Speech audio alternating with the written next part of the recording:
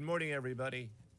My name is Joseph Nocella. I am the United States Attorney for the Eastern District of New York. I'd like to welcome you here today. In addition, we have with us today FBI Director Kash Patel, FBI Assistant Director in Charge Christopher Rea of the New York Field Office, Special Agent in Charge of the New York Field Office, Leslie Bakshi's, New York Special Agent in Charge of Homeland Security, Ricky Patel, Newark Special Agent in Charge of Homeland Security, Michael McCarty, Police Commissioner Jessica Tisch, Chief of Detectives Joseph Kenny, and the Executive Director of the Waterfront Commission, Phoebe Sorrell. I'm now going to turn the podium over to FBI Director Kash Patel. Good morning. Today we are here in New York to announce a historic arrest across a wide-sweeping criminal enterprise that envelops both the NBA and La Cosa Nostra. The men and women up here standing with me represent a small portion of the leadership team that brought profound justice in an era that needed it more than any. I'll just highlight some of the details in the case and the FBI work, and then you'll hear from the others. But as you now know, individuals such as Chauncey Billups, Damon Jones, and Terry Rozier were taken into custody today, former, current NBA players and coaches. What you don't know is that this is an illegal gambling operation and sports rigging operation that spanned the course of years. The FBI led a coordinated takedown across 11 states to arrest over 30 individuals today responsible for this case, which is very much ongoing.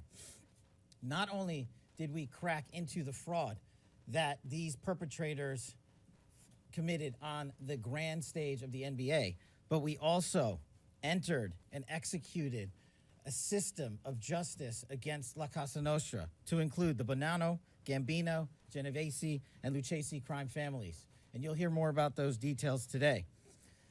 The charges and the arrests that were taken down across this country range from wire fraud, money laundering, extortion, robbery, illegal gambling. This FBI will leave no room for any perpetrator of crime across this country. You hear a lot about our work of defending the homeland and crushing violent crime. Well, this work is also representative of a colossal portion of the FBI's mandate to keep America safe and to keep our entertainment industry fair and secure. The men and women that are standing up here today worked tireless hours, days, months, and years. And the fraud is mind-boggling. It's not hundreds of dollars. It's not thousands of dollars. It's not tens of thousands of dollars. It's not even millions of dollars. We're talking about tens of millions of dollars in fraud and theft and robbery across a multi-year investigation. And we could not have done it without our interagency partners that are before us today. The NYPD, HSI, and teams of law enforcement officials from around the country made this day possible. It takes a team to bring this kind of justice, sweeping justice, into the halls of the United States courtrooms, where our brave United States Attorney has led this prosecution. It takes courageous prosecutors to stand before you and say, we will not allow this kind of illicit activity to happen, not only at the national sporting level, but also where it hides in La Cosa Nostra. And when these two collided together, they perpetrated a fraud that is historic in terms of not just money, but the scheme and the deceit that they utilize to steal and swindle people from money, to include crypto fraud. This is an operation that showcases to you that under President Trump's administration, there is no room for any type of criminal behavior, be it on the world's largest stage or in the back rooms of tiny parlors where card games are being played. We are proud to stand here today with the men and women of the FBI and this legal team.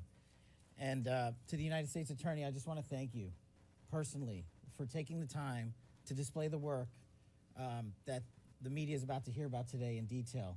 As I said, it does take courageous prosecutors, but it takes a courageous United States Attorney to bring this case, because we are going to take heat for it.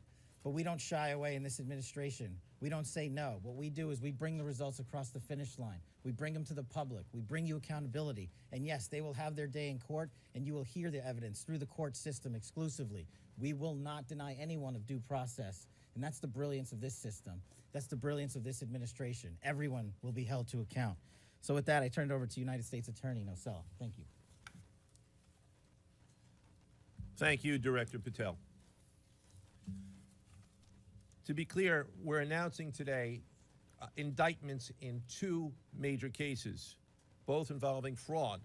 One involves sports betting, and the other involves illegal gambling, very specifically rigged poker games. The first indictment involves 6 defendants who are alleged to have participated in one of the most brazen sports corruption schemes since online sports betting became widely legalized in the United States. This scheme is an insider sports betting conspiracy that exploited confidential information about National Basketball Association athletes and teams. The second indictment involves 31 defendants alleged to have participated in a nationwide scheme to rig illegal poker games. These defendants, which include former professional athletes, used high-tech cheating technology to steal millions of dollars from victims in underground poker games that were secretly fixed. The games in the New York area were backed by the Bonanno, Gambino, and Genovese crime families of La Cosa Nostra.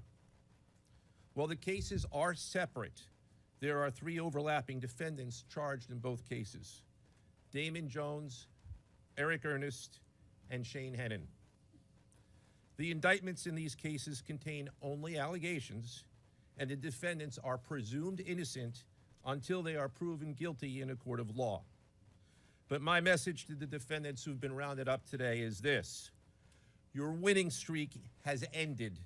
Your luck has run out. Violating the law is a losing proposition, and you can bet on that. First, I would like to talk about United States versus Ernest, the NBA basketball gambling case. The defendants in this case are Eric Ernest, Marvez Farley, Shane Hennon, De Niro Laster, Damon Jones, a former NBA player and coach, and Terry Rozier, a current NBA player. Other co-conspirators were previously charged for their roles in the scheme, including former NBA player Jonte Porter. Between December 2022 and March 2024, these defendants perpetrated a scheme to defraud by betting on inside, non-public information about NBA athletes and teams. The non-public information included when specific players would be sitting out future games, or when they would pull themselves out early for purported injuries or illnesses. They relied on corrupt individuals, including Jones and Rozier. They also misused information obtained through long-standing friendships that they had with NBA players and coaches. And in at least one instance, they got their information by threatening a current player, Porter, because of his pre-existing gambling debts.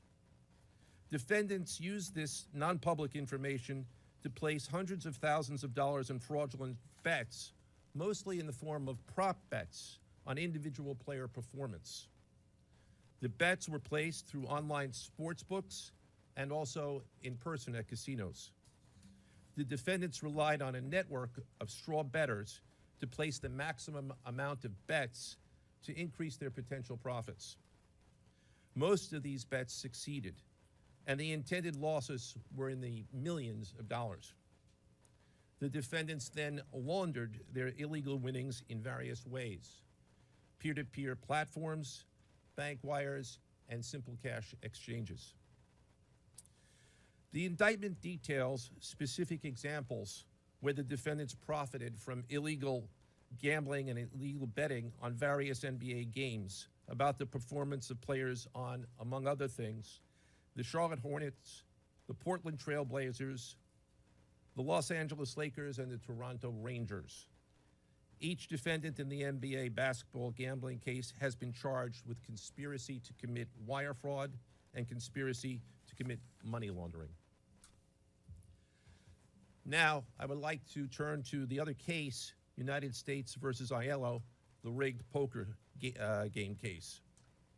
Beginning as early as 2019, the defendants in this case orchestrated a scheme to use wireless cheating technology to run rigged poker games across the United States, including in the Hamptons, Las Vegas, Miami, and Manhattan.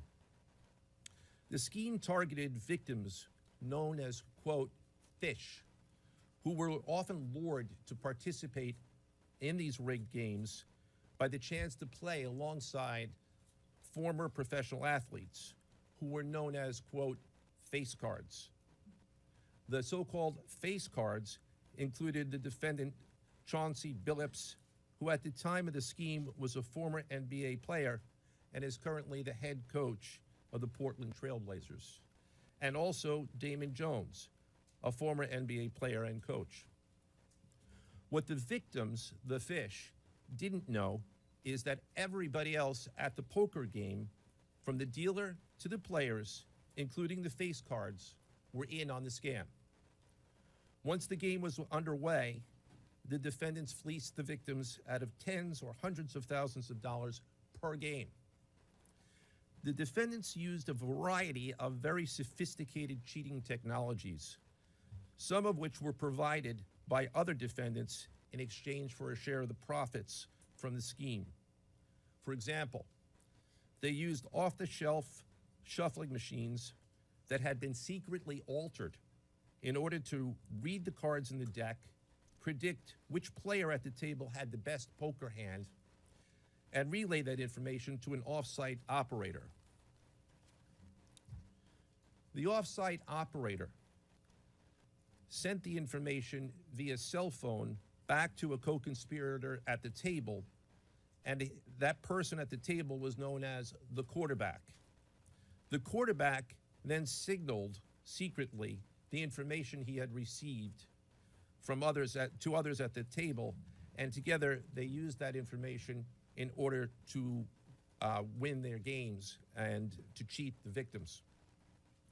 Defendants used other cheating technologies such as poker chip tray analyzers, which is a poker chip tray that secretly reads cards using a hidden camera, special contact lenses or eyeglasses that could read pre-marked cards, and an X-ray table that could read cards face down on the table. What you see depicted on a screen right now is an example of the X-ray table that reveals the cards. Although they are face down on the table, they can be read because of the X-ray technology. The Mafia, specifically members and associates of the Bonanno, Gambino, and Genovese organized crime families, had pre-existing control over non-rigged, illegal poker games around New York City. As a result, they also became involved in the rigged poker games, helping to organize the games and taking a cut of the proceedings, and working to enforce the collection of debts. The defendants laundered their proceeds, including through cash exchanges, the use of multiple shell companies, and through cryptocurrency transfers. As part of the scheme, some of the defendants and their co-conspirators also committed acts of violence, including the gunpoint robbery of a person in order to obtain a rigged shuffling machine, and extortions that were perpetrated against victims in order to ensure that they repaid their gambling debts. Defendants who participated in the rigged poker scheme are charged with wire fraud conspiracy. Other defendants have been charged with crimes including illegal gambling, money laundering, Hobbs Act robbery, and extortions. This case demonstrates our office's unrelenting commitment to fighting the scourge of organized crime in whatever form it takes. I'd like to conclude my remarks by thanking the incredible hard work of our law enforcement partners, including the FBI, Homeland Security, the NYPD, and the Waterfront Commission. I also want to thank the dedicated prosecutors who built these two cases and who are standing to my right. Benjamin Weintraub, David Bourbon, Caitlin Farrell, Michael Gibaldi, Irisa Chen, and Sean Sherman. They had the assistance of paralegal specialists Liam McNett, John Schneider, Marlene Bosler. Also deserving of our thanks because of their outstanding investigative work on the NBA case are FBI Special Agents Russell Lantier, Dominic Mariani, Amy Giarosa, Shane Wilkins, and Supervisory Special Agent Luke Hardison. On the rigged poker game scheme, outstanding work was performed by FBI Special Agents Thomas Cribbin, Jeff Boriola, Jonathan Corona, Alexander Silverman, Amy Campanaro, and Supervisory Special Agent Michael Malahy, as well as NYPD Task Officer James McCullough, and from Homeland Security, Supervisory Special Agent Charles Freund, and from the Waterfront Commission, Detective Paul Shimborski. Finally, I want to note that the investigations in both cases are ongoing, and we encourage anyone with information about either scheme to please contact the FBI. Now I would like to turn the podium over to Special Agent in charge of the New York Field Office, I should say the Assistant Director in charge of the New York Field Office of the FBI, Christopher Rea. Chris?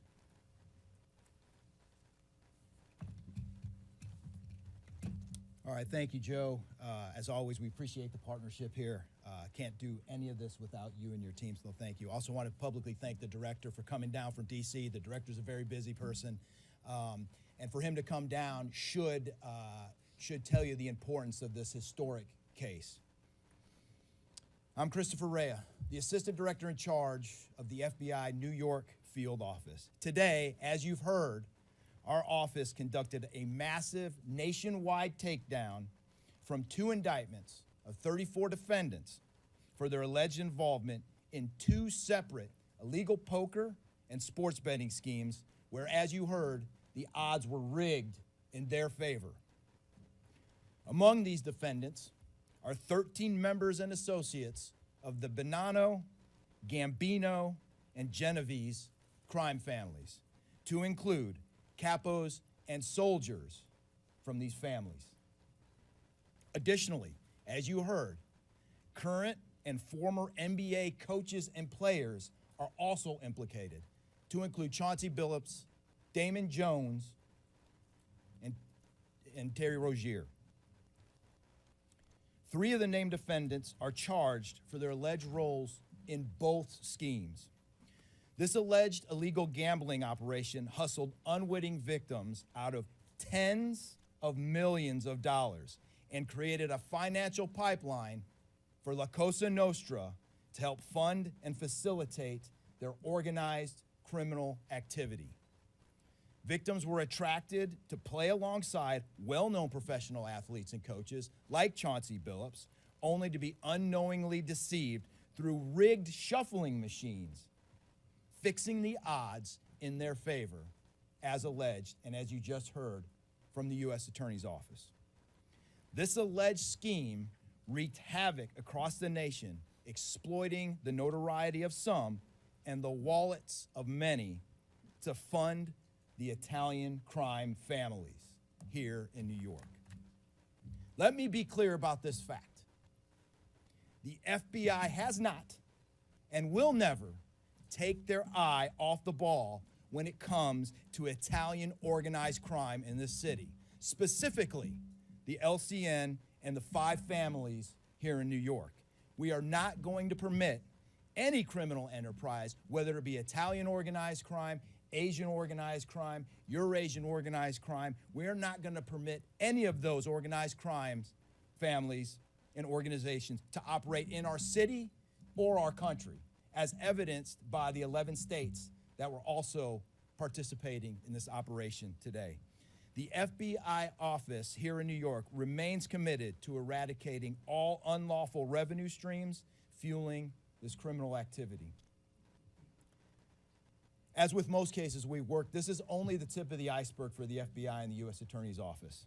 Our LCN squad agents and analysts are continuing to work day and night with the Eastern District of New York to ensure members and associates of the 5 families cannot continue to wreak havoc in our communities.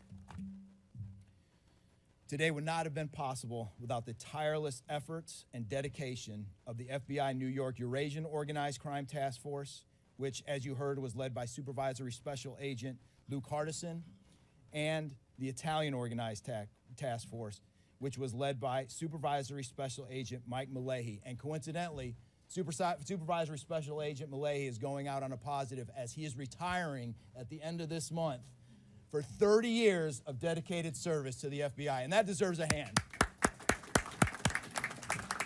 He's what we call a legend here at FBI New York. Additionally, obviously, we cannot do this alone without our partners. I want to extend my appreciation to Homeland Security Investigations Special Agent in Charge, Ricky Patel. Of course, we do nothing in this city without the NYPD. New York City Police Department Commissioner Jesse Tisch, thank you, ma'am, for all your work and all your resources that you dedicated to this. And New York Waterfront Commissioner Phoebe Soriel for their agency's assistance and support throughout this lengthy and complex investigation. Our collective efforts ensured these subjects will face accountability, like the director said, for their alleged wrongdoings. Thank you, and I'll now turn it over to Special Agent in Charge of HSI, Ricky Patel.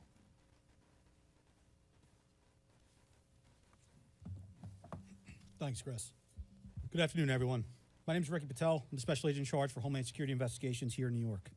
This morning, hundreds of special agents and investigators with HSI, the FBI, the New York Waterfront Commission, and the NYPD descended upon the homes of individuals who for years have operated with the false sense of impunity, a false sense of incivility. In the early hours of today, across 9 states, coast to coast, dozens of defendants were arrested and will face the consequences of their alleged crimes. This was their wake-up call. With the alleged involvement of 3 La Cosa Nostra crime families, 1 NBA head coach, a Hall of Famer, no less, and former NBA players, the years of investigative work that culminated with this morning's operation seem reminiscent of a Hollywood movie. But this wasn't luck, and this wasn't theatrics.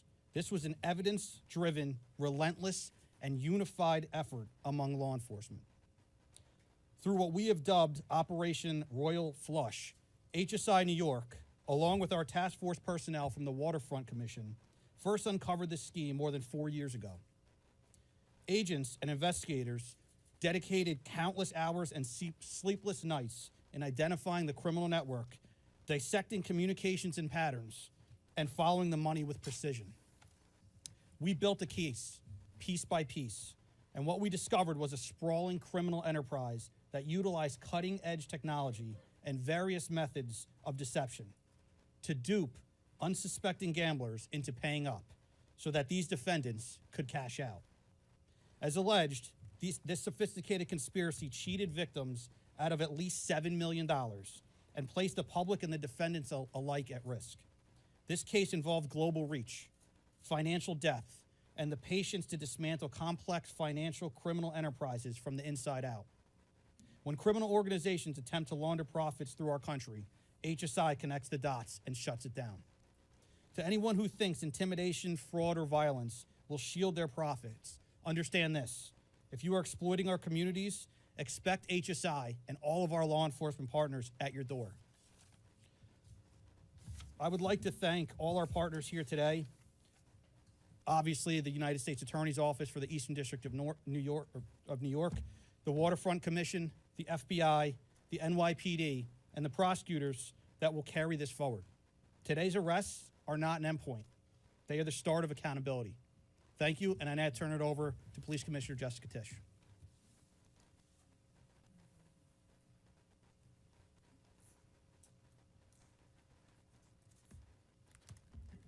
Good morning. Thank you to Director Patel, Assistant Director Rea, and U.S. Attorney Nocella. What we're announcing today is not just another takedown. It's the result of more than 2 years of coordinated investigative work by the NYPD's Joint Organized Crime Task Force and the FBI. 2 cases that exposed criminal networks led by 34 individuals who believed the rules did not apply to them. They hid behind layers of complexity, behind money, and behind influence, believing those things would shield them from accountability. The first case, Operation Nothing But Bet, exposed a gambling ring built around professional basketball, where players and associates allegedly used inside information to manipulate prop bets on major sports betting platforms. They placed wagers on unders on players to score less,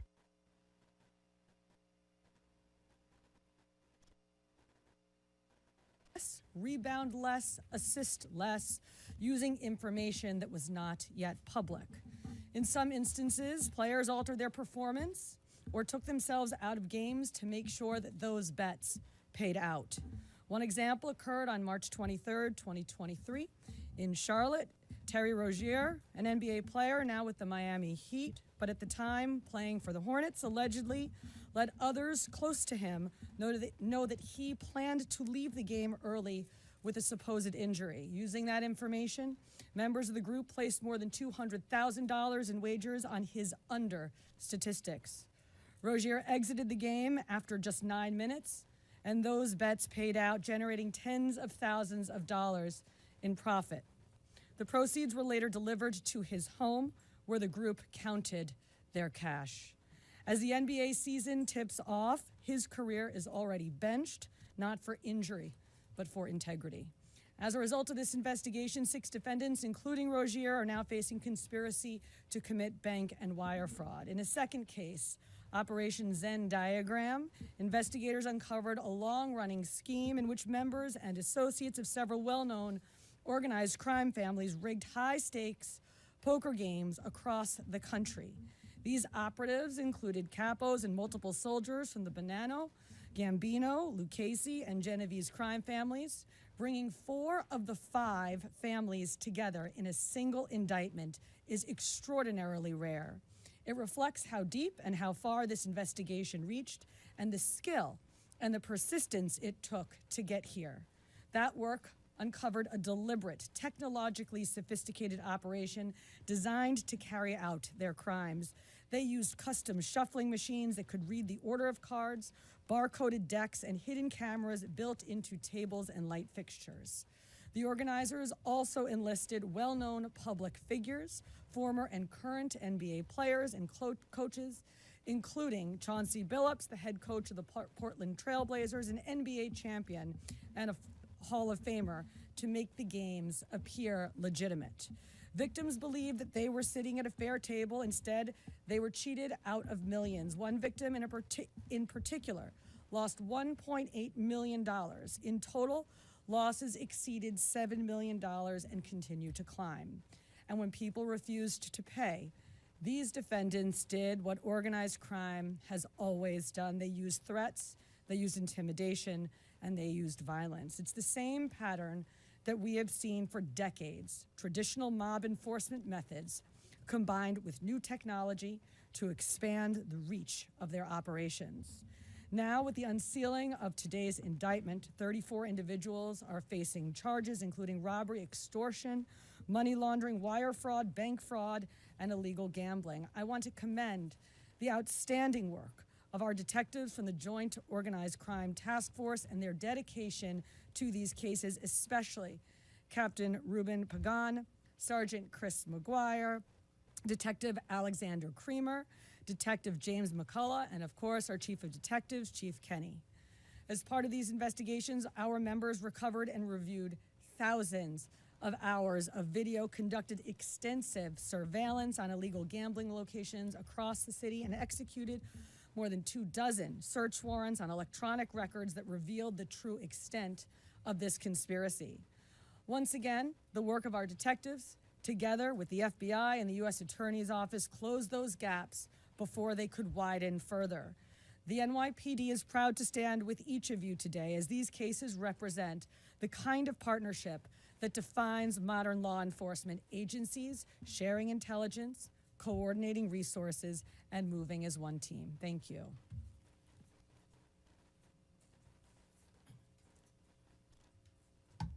If anyone has any questions that they'd like to ask, now is the time.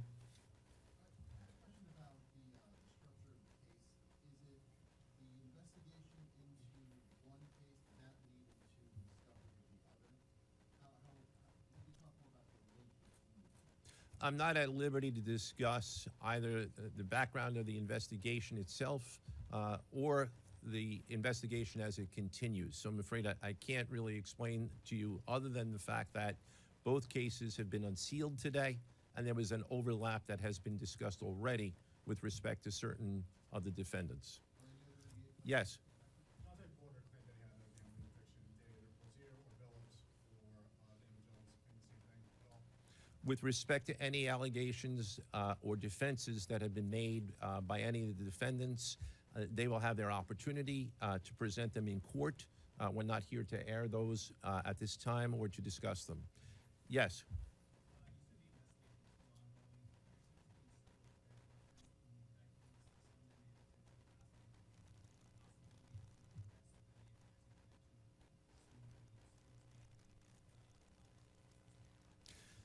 As I said, I can't discuss ongoing investigations. The investigation is ongoing, which by definition means that there will be further evidence uncovered at a minimum, and there's always that possibility, but I can't comment any further with respect to that. Yes? Thank you. Director Patel, you had said in your comments, we're going to take heat for this case. Why do you say that, and what efforts might you take to counter it? It's not popular to go after some of the defendants that we went after today, but justice is served blindly. And how do we countermand that? Simple.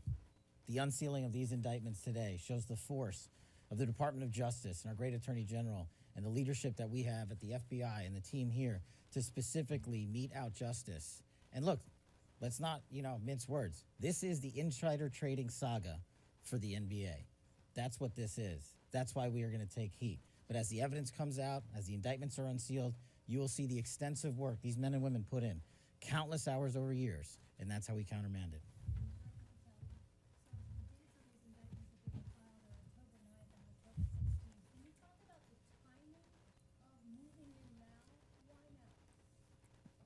We will not publicly discuss the timing of when we do takedowns.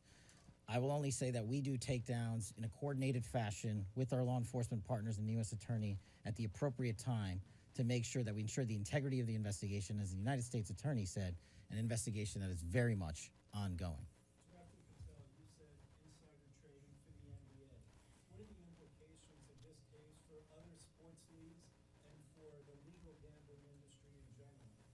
Simple. If you're participating in the legal gambling industry, you got nothing to worry about. If you're participating in illegal conduct, you got everything to worry about, and this case shows it. Did the illegal conduct cross with the legal sports betting platforms in any capacity, and if so, is that the search warrants that the police initiated? I'm not sure I quite understand your question. You're asking if the illegal conduct. If it crossed with like the sports betting industry or the online sports. The sports books themselves are victims in this case. They themselves did not, as far as our investigation is concluded, they did not perpetrate anything unlawful. Are you able to say which sports books or online outlets they use to make these bets? I'm not going to respond to that at this time, but that information will be made public. Yes? Can you identify the access point where these co-conspirators were able to recruit these, famous people to partake in the schemes? When you say the access point, They were able to recruit them. I'm not sure which case you're referring to. Oh. Well, Rozier, how he was recruited, Damon Jones and the NBA scandal, and then Billups for the poker. we're not at liberty to say that at this time. That will be revealed in due course. Yes? He was being What is your question, sir? Hey, thanks for being here. You just said that the sports books themselves are the victims, at least in the indictment involving Terry Rozier and others. They're among the victims. Okay, but those companies make, as we all know, they make a crazy amount of money off of a lot of everyday Americans make bets and mostly lose them. Are you concerned with a jury potentially not being sympathetic in a case where the victims, as you say, are these multi-million or billion-dollar gambling companies? Let me repeat that all of the defendants themselves are presumed innocent. We believe that at a trial, when they have the opportunity to present their defenses if they chose, because they're not required to. We will come forward with the evidence to demonstrate their guilt. Yes?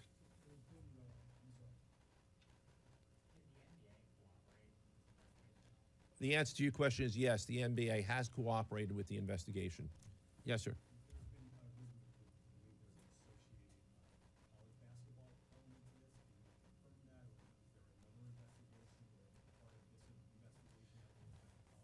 The investigations that we announced today did not involve college basketball. Last question. Yes. There was an emphasis on the Italian crime presence, organized crime in New York. Can you give us a sense of the strength and status of Italian organized crime in New York right now? No, I'm sorry. That would be a question that goes beyond what we're here to discuss today, which is these two indictments. Thank you.